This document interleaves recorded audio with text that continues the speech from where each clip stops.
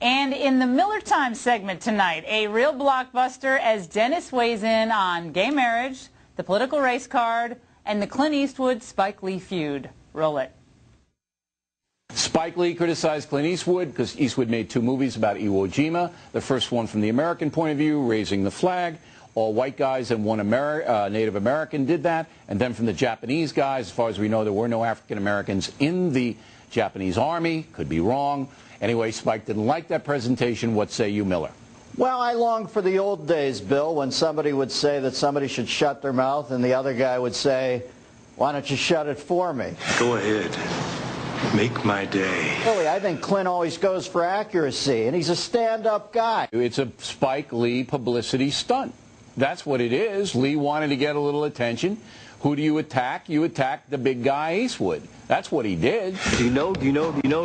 Well, listen, let's put it this way. Clint wins here because he's an infinitely better filmmaker. You know, Spike probably spending too much time focusing on this and, you know, waving the towel at Reggie Miller and the Lakers, and probably spent a little more time in the films. The films haven't been what they used to be. Clint makes a really solid film. Spike's kind of, you know, his better days are by him. Let's get over to Scott McClellan. A big interview here on Monday with him. Thousands of emails. You know, I didn't think that Scott McClellan was in the loop when he imagined himself to be the not in the loop, quite frankly. I think he was a mercy hire. I think his life's sort of like a Kafka novella. It all happens out of earshot. And trust me, Scott, it's not a pretty picture what everybody's saying about you. I know you're never going to hear it. It's turned into some weird Twilight Zone episode for you.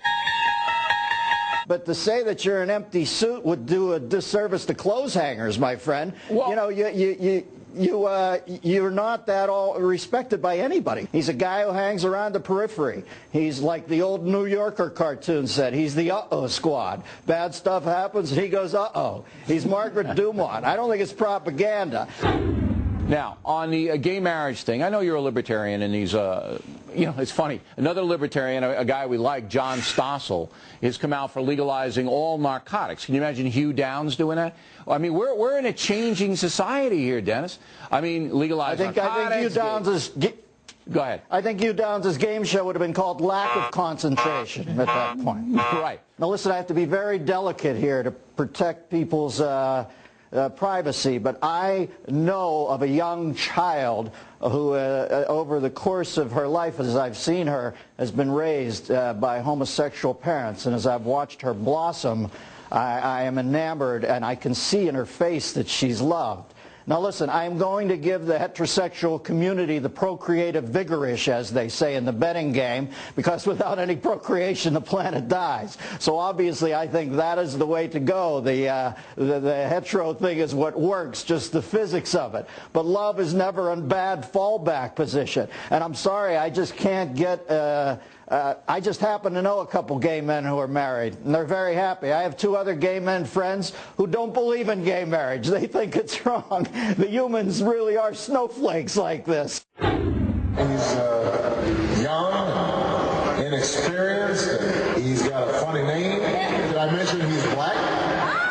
I think it was a bad political move. It didn't offend me. I didn't care. You know, the parties are parties, and they're going to whack each other around. But it was a bad political move because, as we all know, the demographic that Barack Obama needs is not the demographic he was speaking to in Jacksonville, Florida, on that night, which was primarily African American. He's got them. He needs to get blue-collar, white Americans in states like Ohio and Pennsylvania and Michigan to vote for him. Hey, Barack, you're getting tedious, my friend. Now, listen, you showed that you're just a politician like any other. You went back on that public funding promise more quickly than a Chinese acrobat checking themselves for cellulite. That's okay. I understand politics.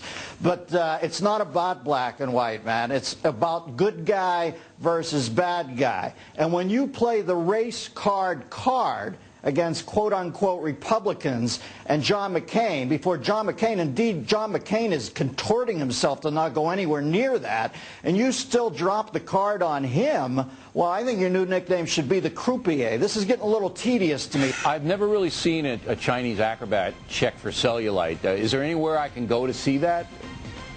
Halftime Globetrotter game.